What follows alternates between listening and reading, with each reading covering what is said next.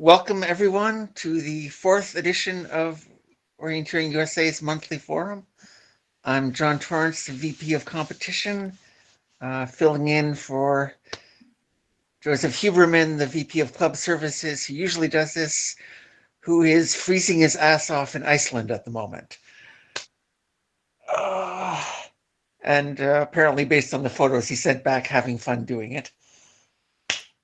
Some basic housekeeping stuff. We're going to let Barb, who's here to talk to us about orienteering in schools from her perspective as the founder of Navigation Games and principal of keeping that going the last several years.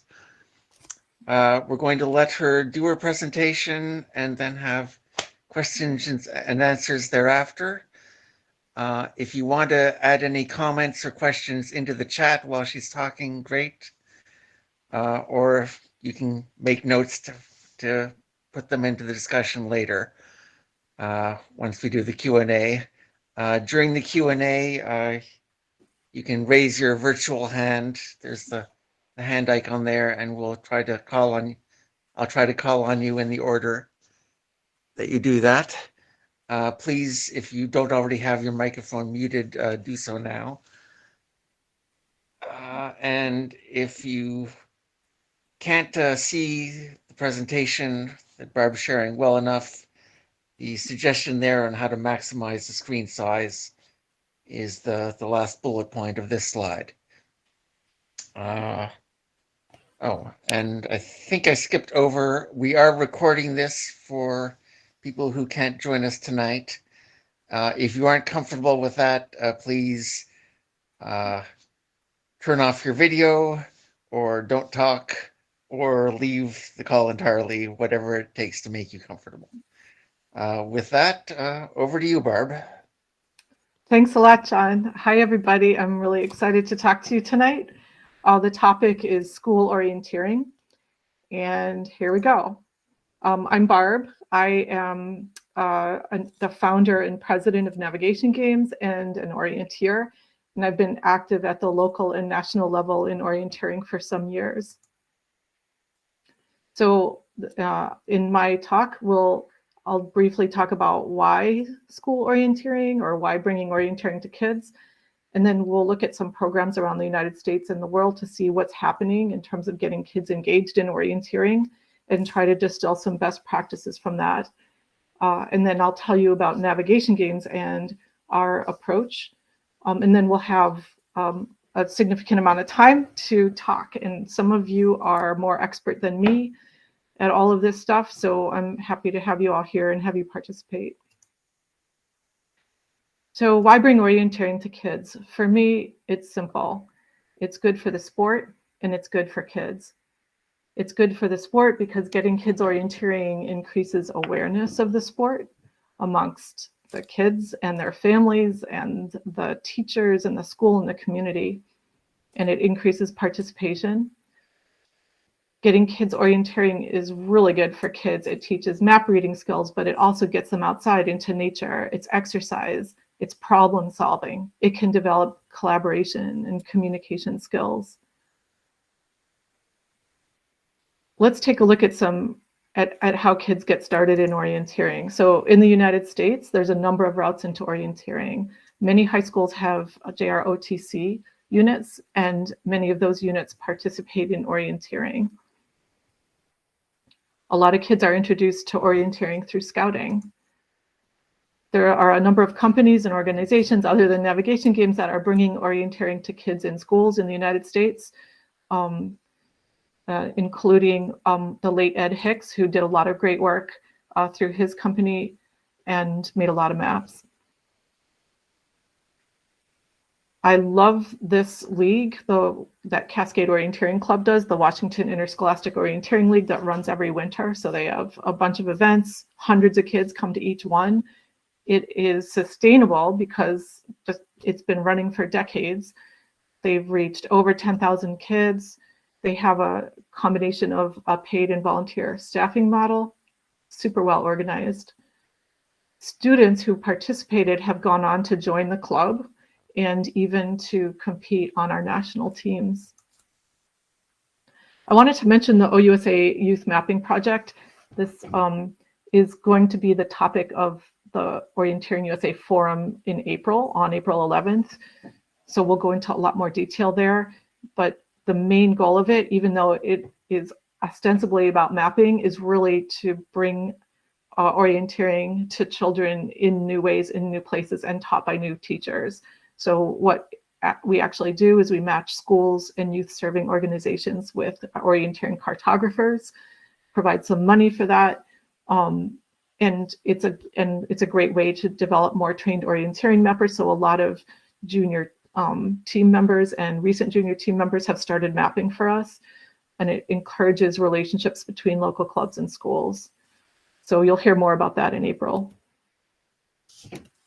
Moving outside of the United States to Canada, Orienteering Ottawa has a very strong school program. I had the opportunity to speak with Rory recently about it in some detail, but just to summarize, school districts pay for access to maps and materials, and as well as orienteering programs delivered by Rory and others. They often use a score-O format with teams of 2 or 3 students. And there's a lot of emphasis on a lot of resources for teachers so that they can do orienteering themselves. Another Canadian program is Kids Run Wild, and Dorothy's on the call as well. So she can answer questions about that at the end if she sticks around. And they have reached a ton of kids. They've got over 300 Edmonton schools mapped. It's going very strong with more demand than they have capacity to meet. It all started with a grant in 2002 to write physical education curricula, and that kind of kicked things off. One of the things I really love about Edmonton is they've got orienteering included as a standard part of the junior high cross country race series, which is a great crossover. Looking further afield, in Norway, orienteering was already in the school curriculum, but recently the National Orienteering Federation of Norway decided that the instructional quality was not sort of high enough quality, and so they raised 900 euros to fund this project to make a difference in school orienteering. One part of that is that they've got a lot of young people who are drawing maps as a summer or holiday job. The database of maps currently has over 1,200 school maps in it. Anybody can go and check it out and find a map for their school. You can also draw a course right using this website, this tool, and make a PDF out of it and save that course and share it with others. They have, activities. They have courses that are taught by orienteers for teachers. So there's a lot of stuff going on there. The Czech Orienteering Federation also engages young people in making school maps. They have over 250 activities in their database for teachers to use. In Denmark, last year, they started a program to connect local clubs with schools, and they have an extremely well thought out program for doing that. They had clear goals, evaluated those goals, and are in the process of thinking about how to adjust to go forward. In Switzerland, the National Federation's been supporting school orienteering for many years. They have 3 parts to their main program.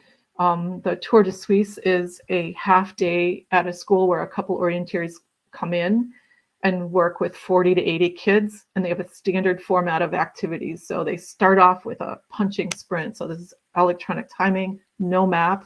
They use this program called EasyGAC that Navigation Games also uses to give immediate feedback. Did you do it right or not? Then they move on to butterfly courses for like learning and getting into the map, making sure kids understand what they're doing and getting it right. And then they finish off with a competition race. The schools pay 400 Swiss francs for this half day. The School Cup is a competition that is organized by clubs off-site, away from the schools, and then the students go to that. And then School at School is a published curriculum for teachers to use. very detailed. It's divided by age and is mapped to learning outcomes in multiple subject areas. Looking across these and other programs, what comes out to us as themes across successful programs? First of all, with respect to the kids, you want to go where the kids are. Where are the kids? All kids go to school, just about.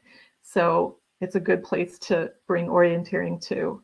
If you want kids to orienteer elsewhere, then you got to figure out how to make that be where the kids want to be. Make it fun. Design games. Work with younger kids. Have teamwork and collaboration instead of kids working on their own, because kids have more fun when they're working with other kids. Minimize instruction, maximize the experience. Let kids learn from the experience and make mistakes instead of just talking at them. With respect to the teachers, you want to align to their goals or the school's goals. And in a lot of cases, this is about, they want to have things where the kids are engaged and clearly learning and having fun, but they also are held accountable for certain learning outcomes. So if you can align with the educational standards, like in PE or math or science, then it makes the teacher's job easier. Also, by providing lesson plans that are easy to read and understand, and materials that are easy to get, you're helping the teachers out. And finally, making it scalable. So you want to see this program last and come back for year after year and be used widely. And part of that is the financial considerations. Does it cost something to create it? Where is that money coming from? So thinking all that out is important. In terms of best practices, I also wanted to mention the American Development Model, which was developed by the United States Olympic and Paralympic Committee in 2014. And this was like in response to dropping participation in youth sports and also increasing inequity and access, like to athletic opportunities. So they created this model which advocates universal access and fun, engaging, and progressively challenging activities that are developmentally appropriate. And Orienteering USA took this model and created the Orienteering Development Model. And our focus has been on the first two stages, especially the first one: experience, explore, and play. Let's talk about navigation games. I want to tell you about our journey for several reasons. Among them, that we've developed through trial and error, an approach that I'm hoping you all will find useful, or that it'll start conversations and lead to sort of mutual alignment. Great. So Navigation Games is a member club of Orienteering USA. We're also a 501c3 nonprofit. We have a strong emphasis on orienteering education. We're based in Massachusetts, where we deliver in-person programming to develop and test our activities. And then we share our materials more broadly through educator workshops, lesson plans that we publish, kits that we sell, and consulting. Our main strategy is to enable teachers to teach kids orienteering. We want to motivate them to do it and then help them get started. Our hometown of Cambridge, Massachusetts is our laboratory. So we interact with schools, students of all ages. We've tried a lot of different programs, but where we've gotten the most traction is in physical education. Every kid in all 12 elementary schools and all 5 middle schools in Cambridge Public Schools gets orienteering in PE, and it's not a one and done. It's multiple lessons in the unit. It's also an elective in the high school. Currently, what we're working on is taking that PE curriculum and then adapting it for school districts in nearby towns and adapting it to their population, their spaces, and their sort of time constraints and their particular learning goals. Now I want to go through a few slides that kind of will give you a real sense of what our progression of activities typically looks like. The first couple we got directly from Erin Sherm, who is the former junior team coach for Orienteering USA. And the first thing is a boundary run. And the way it works is all the kids just line up behind the teacher and follow around as the teacher walks the boundary or runs the boundary. And you can layer on a lot of stuff onto this, like different physical movements and stopping and starting. And it's a good way to kind of get everybody aligned and deal with any like behavior issues that come up in the beginning and so on. The next step is for kids to run around within that boundary and maybe look for things. And then the teacher will give a signal and the kids need to return to the teacher as quickly as possible. So both boundary and gathering are about safety, but it's also about exploring the space and getting a sort of feeling for where you're going to be working. Our animal orienteering starts by finding all the animal pictures within that boundary. And then you're given a clue sheet and you need to find the animals in the order shown on that clue sheet.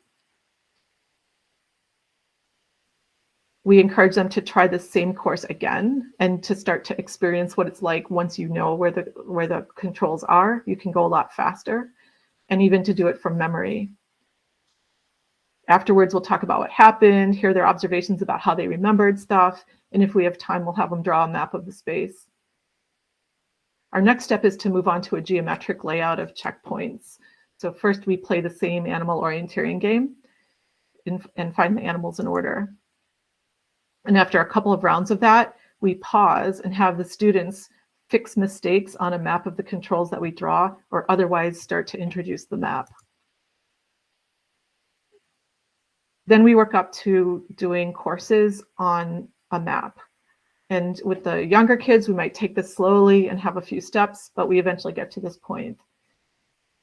We do a big emphasis on keeping your map oriented, even here. So we might like blow a whistle in the middle, have them freeze, and then check that their map is oriented. I wanted to throw this slide in just to show you that one aspect, especially with younger kids, is sort of choose your challenge. So we can have the same courses, but you can choose whether you're going to use the clue sheet or the map. And this allows kids to take the time that they need to build up the confidence to move up to the map.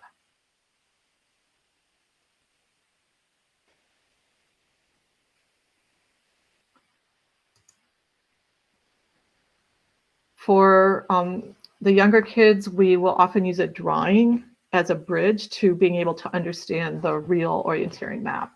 And we do a lot of games with the isometric drawing. So we'll like point to a place and have them run there and back. Maybe we can tell stories about moving through that space and so on, but they will work up to doing a course on that map.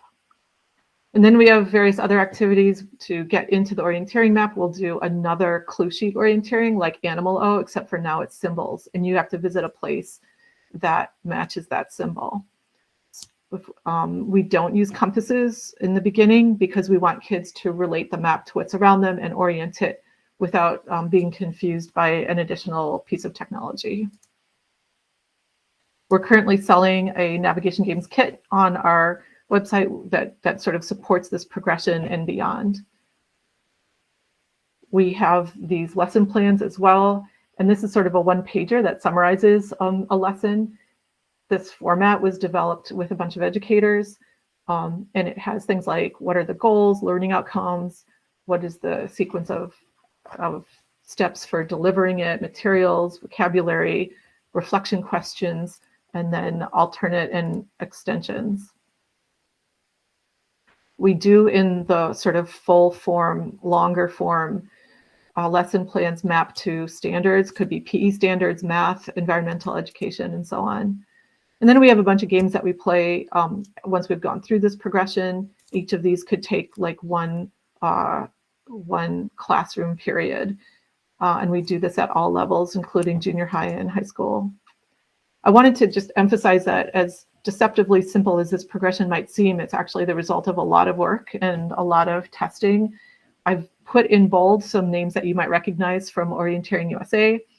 Ethan Childs was our program director for 6 years and wrote a lot of these lessons with me, but we had contributions from a lot of other people, including orienteers from America, orienteers from abroad, and a lot of non-orienteers, teachers, teenagers who worked for us, and so on.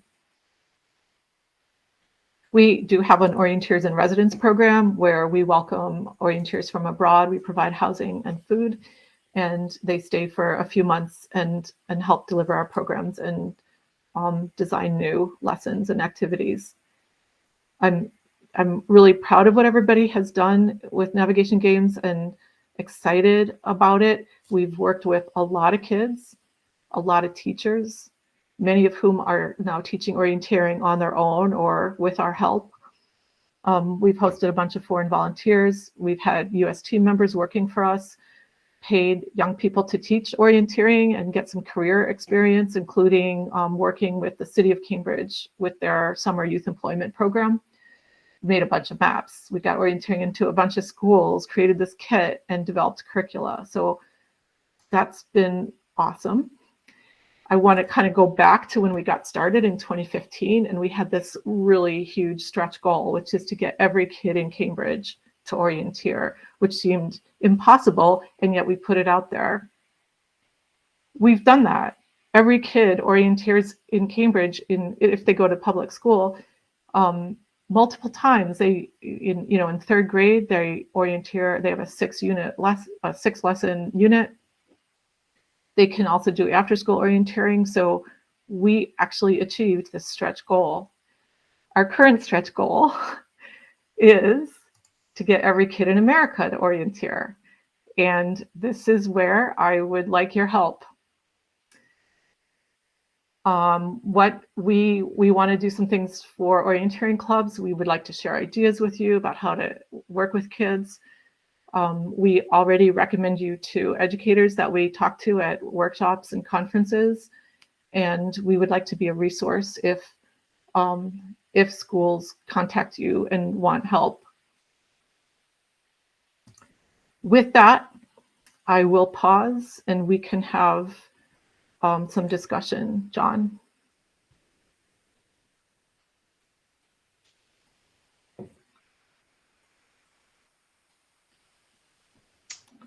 Okay, I don't believe anyone has actually put a question into the chat, so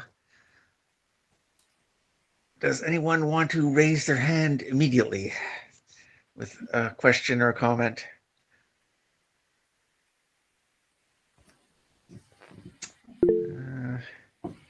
I'm trying to remember on this device. Okay, Rory Harding is our first question. Go ahead, Rory. Hi, Barb. It's good to talk to you again. I mean, the number of students you've had through that is impressive, but more impressive is the number of teachers, the 500 teachers. What is the secret sauce to getting teachers involved? Because no teacher's looking for something else to do. They want less to do. They're really constrained for time. Not lazy, but they're, to a fair extent, a lot of them are overwhelmed. So what is the secret sauce to getting the teachers to be engaged here? Yep. I'll tell you some components of our secret sauce. First of all, I think to some extent, like you and others, we will work with people who come to us. And once we got rolling, there was word of mouth recommendations. So one PE curriculum coordinator would recommend us to others in other towns.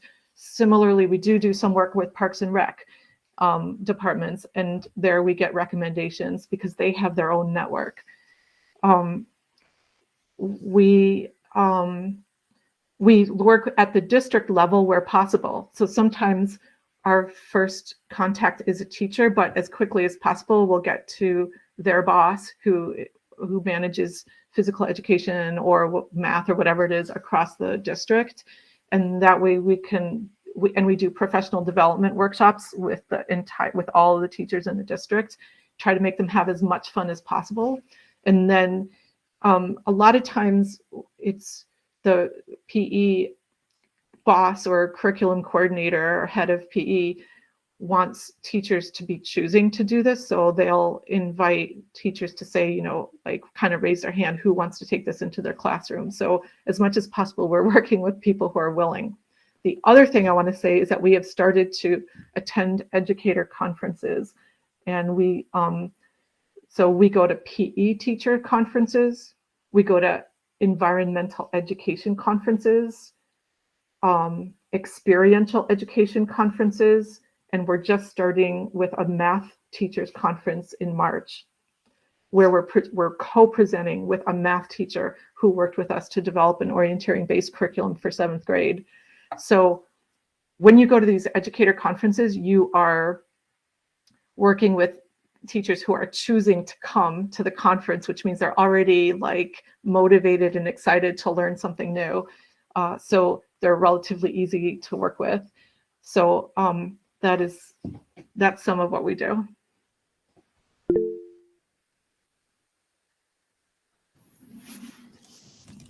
Okay, Robert Buchanan just raised his hand. Go ahead, Robert. Hello, Barb, and hello, everyone else. I have a couple of questions. The program that you're describing, how many days, hours, lessons does that take? Yeah, so in the Cambridge, the elementary school curriculum is 6 45-minute lessons. All right, okay, very good. And it looks like there's a lot of equipment involved. Who supplies and sets up the equipment, and what kind of staffing is involved? Yep. First of all, there's the question of whether you're using electronic timing or not. Right. And you do not need to use electronic timing to do any of this. And we've written our generic lesson plans to not include electronic timing.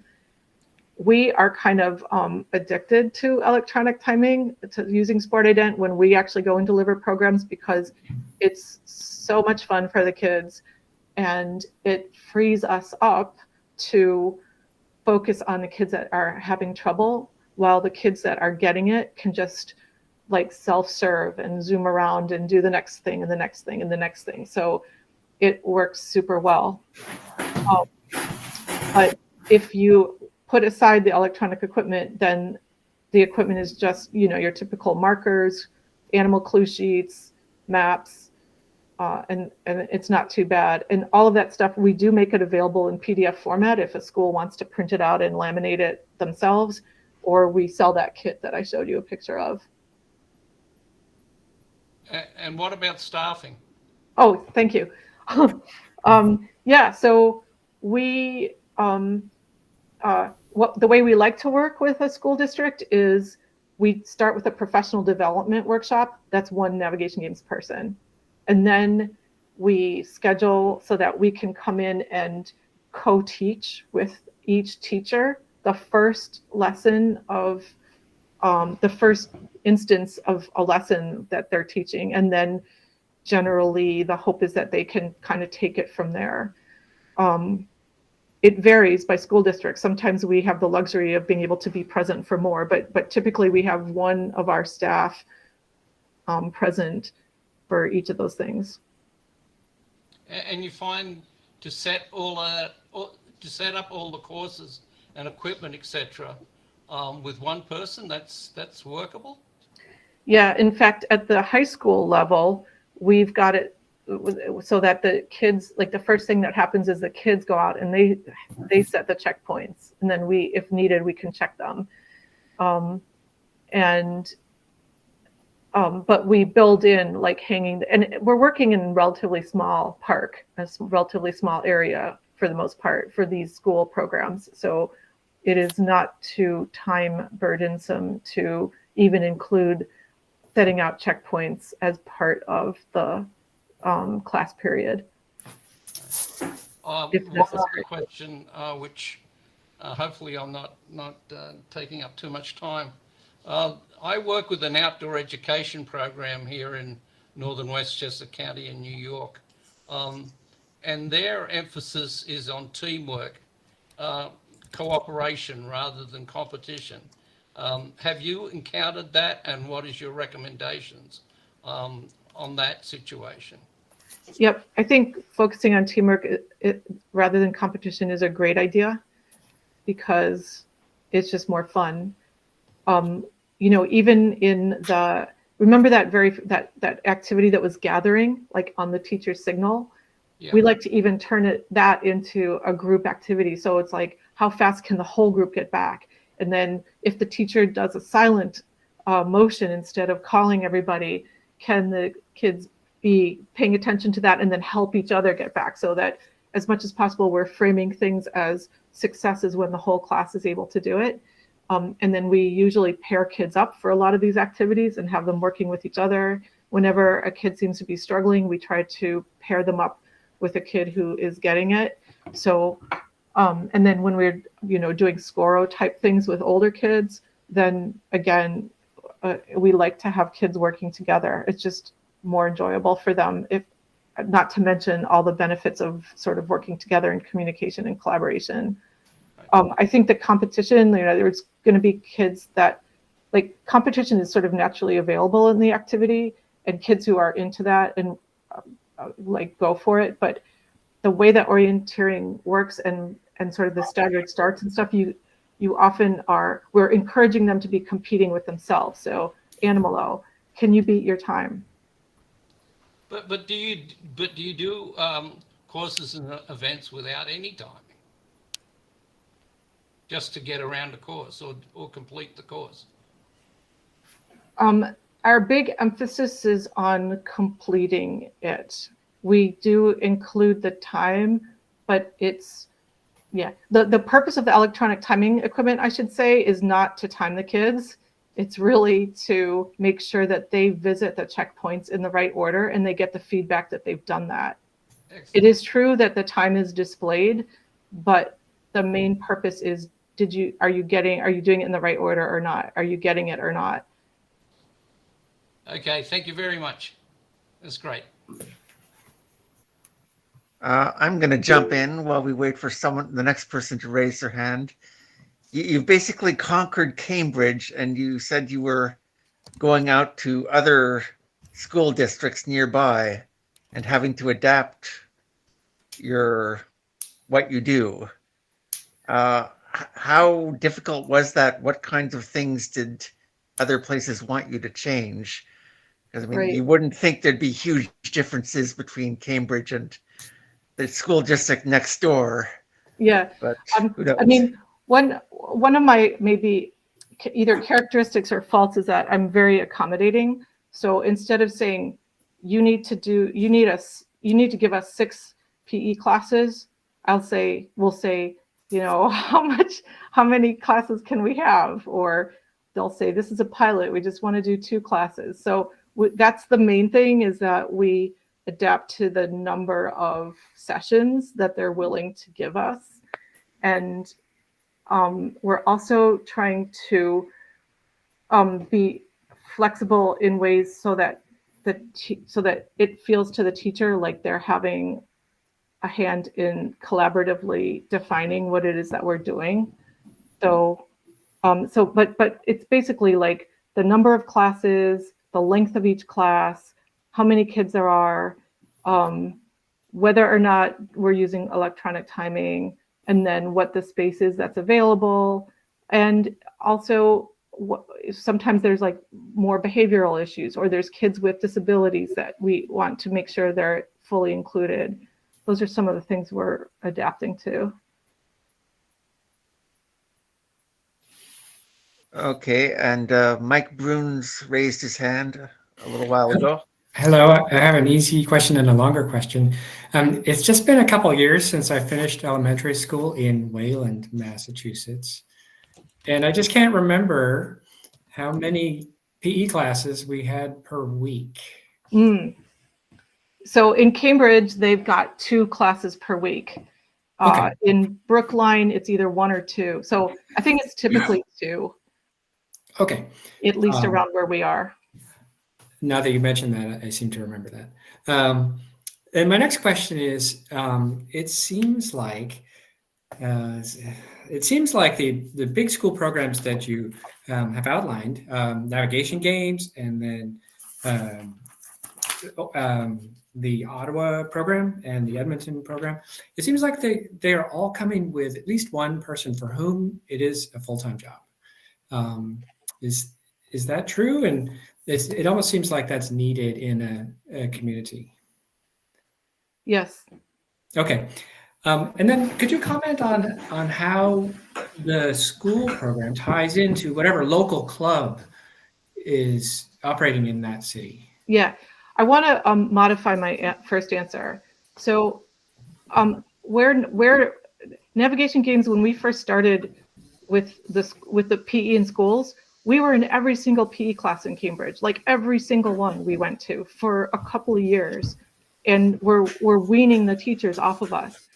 In Brookline, where we're starting this spring in 4 different schools, we've agreed to only be present at the first lesson, the first instance of each lesson for each teacher, and even then the teacher can opt out of it, even having us there if they feel comfortable. So, and where we want to go to is that we train teachers using workshops, whether it's in person or online, and we've got videos and the equipment, and we make it simple. We have lesson plans and we make it simple so that in the future we're hoping that teachers will be able to pick this up without us having to be there at all. Mm-hmm. So that's our ambition. And I forgot what the rest of your...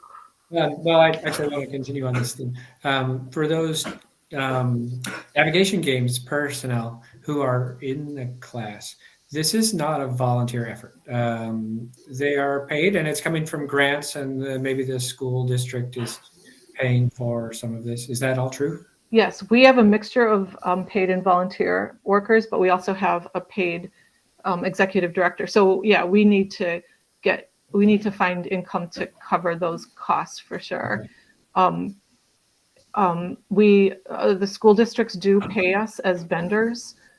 That doesn't cover all of our costs because we also spend a lot of time doing things other than just delivering programs, like developing the curriculum and doing outreach. We spend a lot of money going to conferences, and we have to pay to go to the conference. And we also get income from donations, mostly from orienteers, and we get donation and we apply for grants. So we got a relatively, for us, large grant from the city of Cambridge related to COVID recovery. And we are applying to get grants, the other grants, but I would like to put in a plug that we'd appreciate if you like what we're doing and you want to support it. We happily would take donations. Great. My last question, and I'm conscious I'm dominating the time, is about how the schools program can overlap with a local club operating in the same city. Yeah, I have some thoughts on that, but I want to see if Rory or Dorothy or anyone else would like to speak to that before I do. Yeah, I'm not sure whether Dorothy's still online because I know she had something to get to. Dorothy is the outreach work is her full-time job with the school. I'm not sure whether she's an employee of the school boards or the Edmonton Orienteer Club, but it's her full-time job. She has about 8,000 students a year through her program.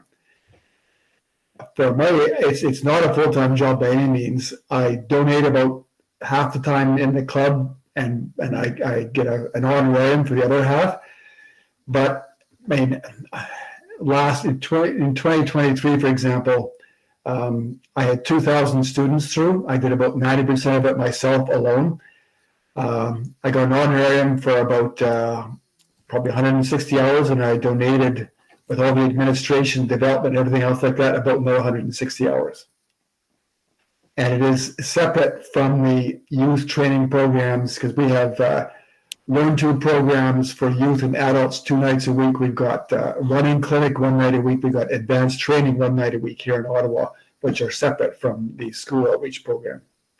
But we have partnerships set up with the 2 biggest school boards here, and they pay our club It's like a subscription basis for access to all of our maps.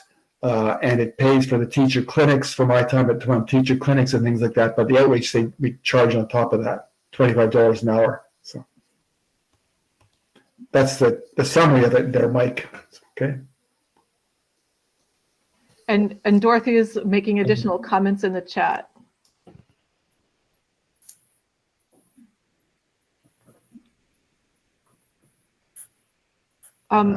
Just if I could, speak to what, Navigation Games is not your typical orienteering club member of OUSA because of our focus on kids and education, but we do hope that what we do will translate to stuff that is useful and makes it easy for kids eventually, for clubs to work with kids.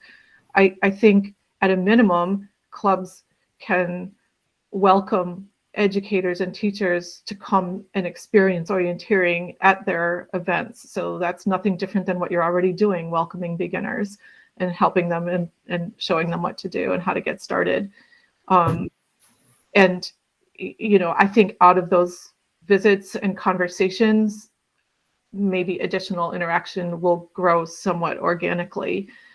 I think it's important for clubs to stay focused on their mission of putting on public events, but I also think that you can get new energy from working with kids and working with schools, and that some of your club members will also be energized and interested in those kind of efforts.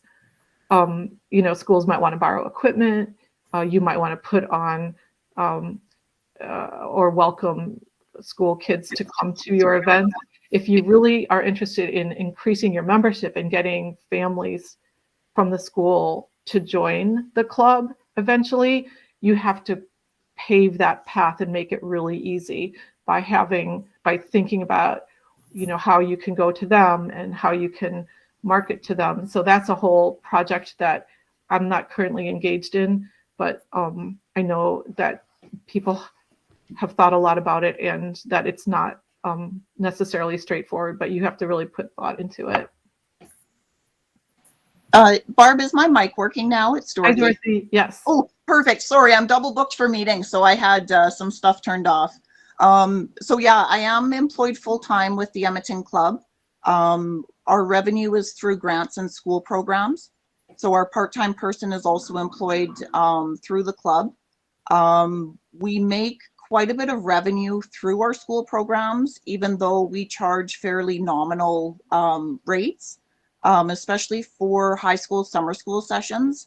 I run some really big groups. Like I've had some school sessions where I think my largest was 176 grade 10 high school students in 1 2-hour period. And so sessions like that end up bringing in a fairly decent revenue for us at $5 per student. So yeah, we're totally supported by the revenue that we brought in conjunction with the casino funds that we raise provincially. Interesting. And I missed if there was another question, so I apologize if something else was asked. Well, it's been quite some time, but Claire had her hand raised a while ago. Do you still have a question, Claire? Well, yeah, I think so. I mean, it's kind of along the lines of what you've been talking about. But you know, in your presentation, Barb, you mentioned toward the end that how clubs can help and that you might throw things to clubs in terms of you find a teacher who's interested and you send them to the local club and whatever. But I mean, how do you recommend that clubs prepare for that? Most clubs have volunteers who are hard to find just for what we're already doing, much less to find somebody who will now take on these things when somebody suddenly says, hey, I went to an education conference and now I want to do all this stuff. So what do we do to make that happen and get people to do it? It seems like wherever this has been successful, it's because someone has jumped forward and almost made a whole separate organization like Navigation Games just to focus on that. Right. Yeah. So I don't think this has to be. I think that what clubs can do is to provide orienteering events that are already provided and welcome teachers to come and learn about orienteering. I don't think clubs need to hire somebody and go into schools. But what I would like orienteering clubs to do is to reach out to us and to refer people to us, because we are trying to create materials and trainings that will be available to schools throughout the country. And you know, if by when I say that I'm sending teachers to clubs, it's more that I'm sending teachers to clubs to be part of the regular orienteering events so that they can learn about orienteering. That makes sense. Yeah, and I know I've sent one or two people to your website for materials and things. And okay, great. Thank you. That's helpful. I mean, having said that, if there are people in clubs who are interested in working more deeply with schools, then we would love to talk to them and support them in any way possible, and for sure. And we don't think we have the right answer necessarily. Like, we don't have the only way to work with schools, but we have something that's worked for us, and we want to share it and keep talking to people who are also doing similar work so that we can continue to make it better and better. Well, yeah, and I mean, I think obviously Orienteering USA could benefit by having, you know, more organizations like Navigation Games, and maybe sharing curriculums all across the country and whatnot. But where such organizations don't exist, you just want to make sure that a club has some sense of what to do when they're approached. Mm-hmm. Yeah, they can feel free to punt to us if they want to. Okay. Angelica?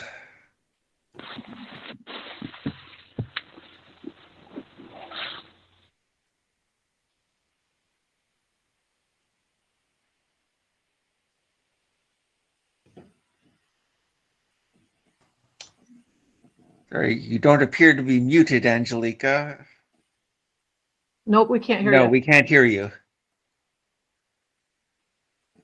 Feel free to type in the chat, though.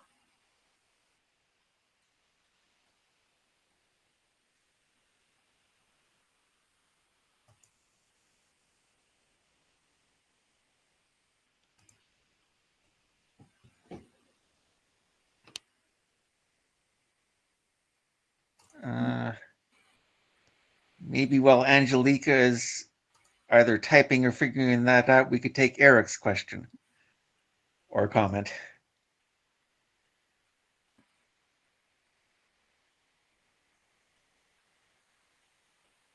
Oh, okay. You saw that, Barb? No, wait, I didn't. What? Oh, yes. Oh, yeah. Oh, we got the ePunch system from US SportIdent, sportident.us. And it's a school kit. Also, we use EasyGek, which is a free program for download, and that gives a happy face if you do it right and a sad face if you don't, and makes a cute sound. We also did we had a software intern, a college student over the summer, who made some changes to that in collaboration with the original author, who's from France. It's a Java program. So we're happy to share. We have information about how to get that up and running as well. Yeah, so through the winter and snowy conditions, yeah, some of the PE teachers we work with have a bunch of snowshoes sitting around, and they're so eager to find ways to use it. During the pandemic, in particular, we did the Cambridge orienteering through the cold weather, and we went outside except when it's super cold or whatever. So that works fine.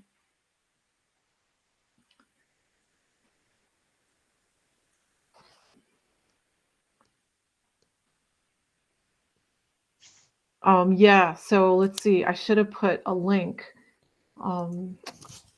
So you can go to navigationgames.org, but we haven't actually put our best link.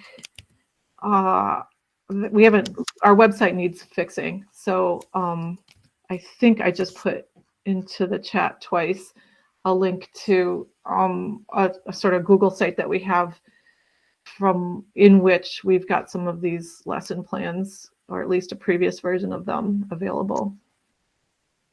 Curious, Dorothy, for ice skating orienteering, do you set up, artificial features on like a hockey rink sized space? So in around Edmonton, we actually have quite a few, whether it's community leagues or the city themselves or county skating rinks that are now what we call skate trails. So one of the ones that the city of Edmonton does is a 1.5 to 2 kilometer skate trail. So there's about 3 trails that intersect with a couple of small skating ponds attached to them. And so we create that little map each year because it's slightly different. And then we set up both Score O and point-to-point courses using that. All right, so you could have like a course that was a few kilometers long if I understood the scale of the ice surface you were talking about. Yeah, so if you skate the whole loop, it's about 2 kilometers.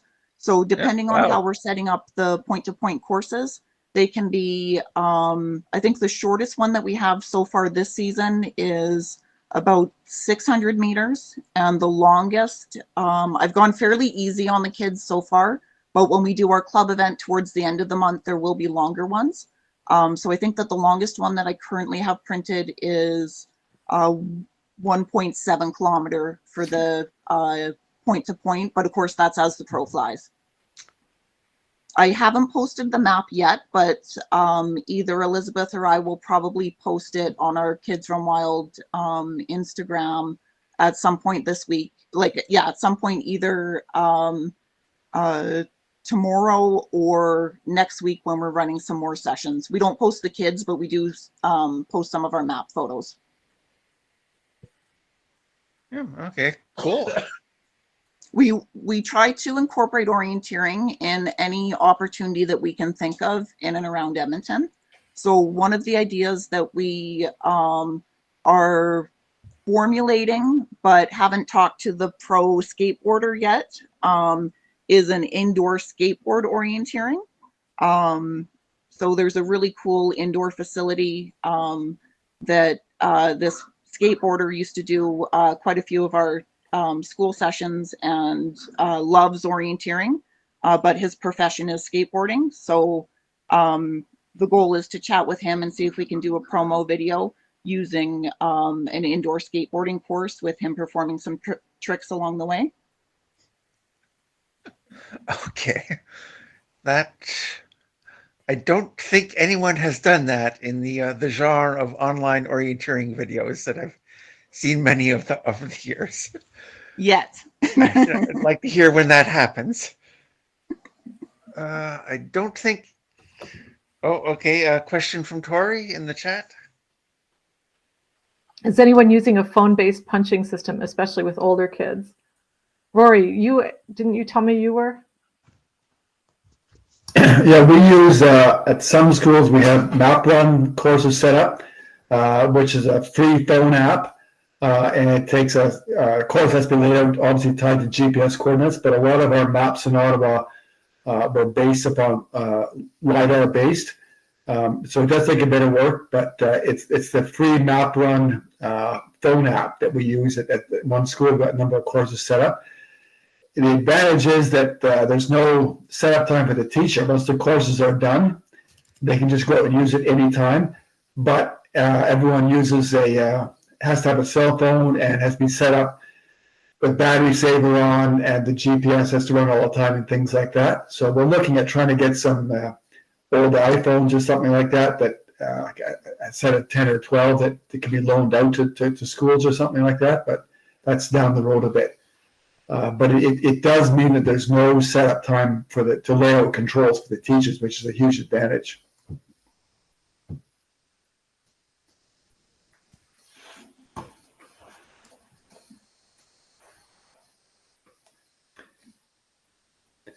If anyone wants to contact me about that, I'll put my address up. So. Okay,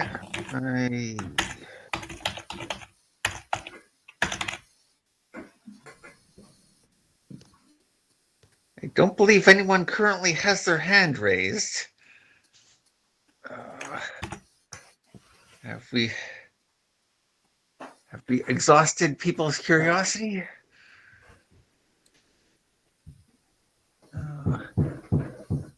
I'm curious. I'm curious, Barb. Have you got many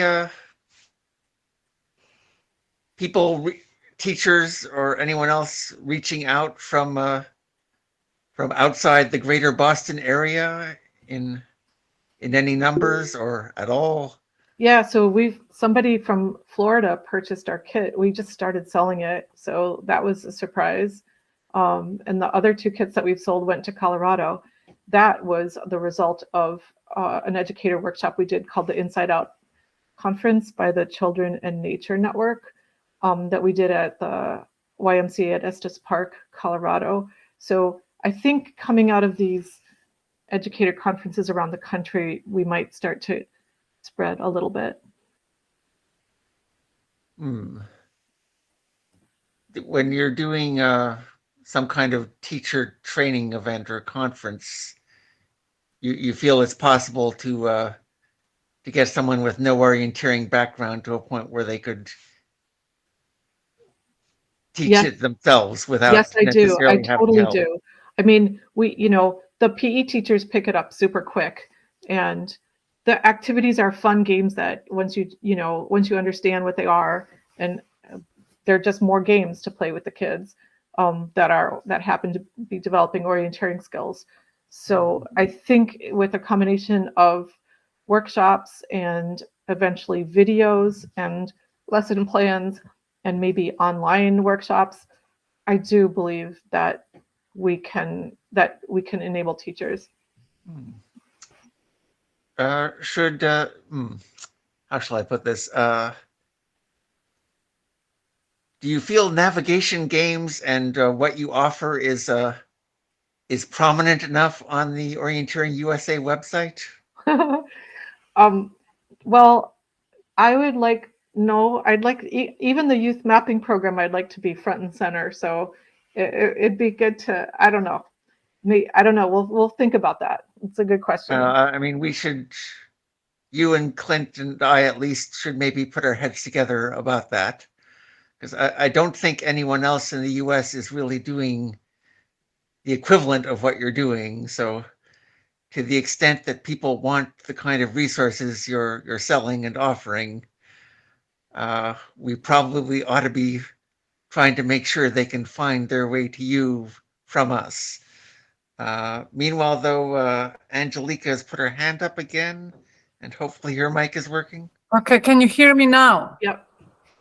Can you? Okay. Yeah. Sorry, yes, we can. So I'm currently working with the park that's right next to elementary school. And they have this very cute old school building that they offer me to run classes from. So I prepare a brochure to invite kids for the 7 sessions of orienteering every Thursday from 4 to 5. And I'm curious, what is the best age that the kids can you work with a lot of kids, but what do you think is the best age that the kids kind of can understand orienteering, Yeah, I think 3rd grade is a really good age, personally, 3rd and 4th grade, because they're still enthusiastic and open and they can totally get to the point where they can read maps well. Rory and Dorothy, what do you think? I think I tend to focus on grade 5 and up for just simple score courses. Yep. But there's a number of activities that work well right down to grade 2. Some of them came from Britain. Dorothy shared a few, but there's some good ones that are easy to set up that teachers can run. They don't have to be experts at orienteering, like these animal games and things like that. You don't need to be an expert at orienteering at all to run an activity like that. And ones like counting cones, which is kind of a variation of grade orienteering, that's apparently perfect for the grade 2 math curriculum in Ontario. So it can be done, and I've run it successfully with grade 2s and 3s. It is a form of orienteering, very, very simple to set up, and it combines orienteering and math, orienting the map, following the route, and things like that. Any like printouts or like lessons available for at no charge, or we have to pay to use these? Because we don't charge as a club anything for the kids to participate. So Yeah, a lot of this stuff is available for free. Yep.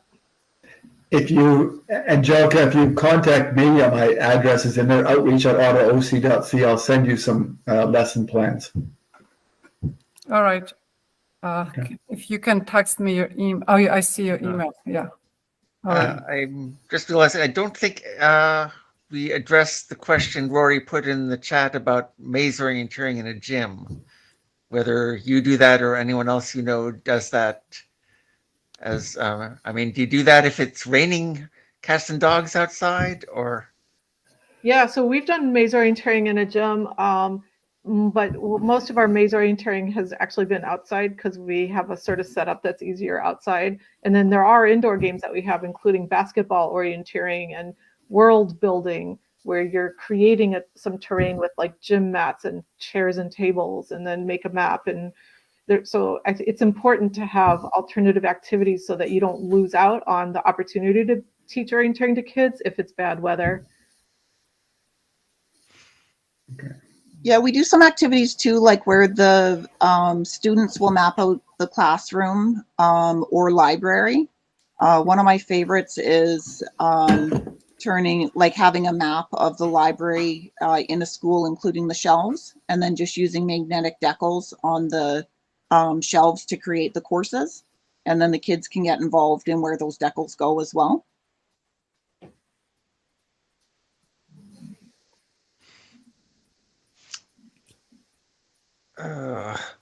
We have, by the way, gone a couple minutes over our theoretically scheduled time. Google Meet isn't imposing a hard cutoff. So if any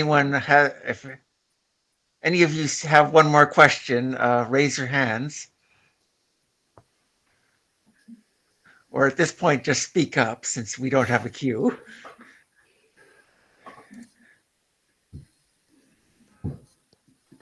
If not, I'd say thank you all for coming, and thank you very much, Barb, for presenting.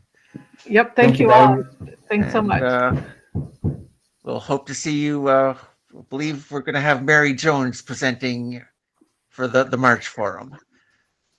Topic still to be precisely defined. But have a good night, everyone. Good night. Thank you, Barb. Good night.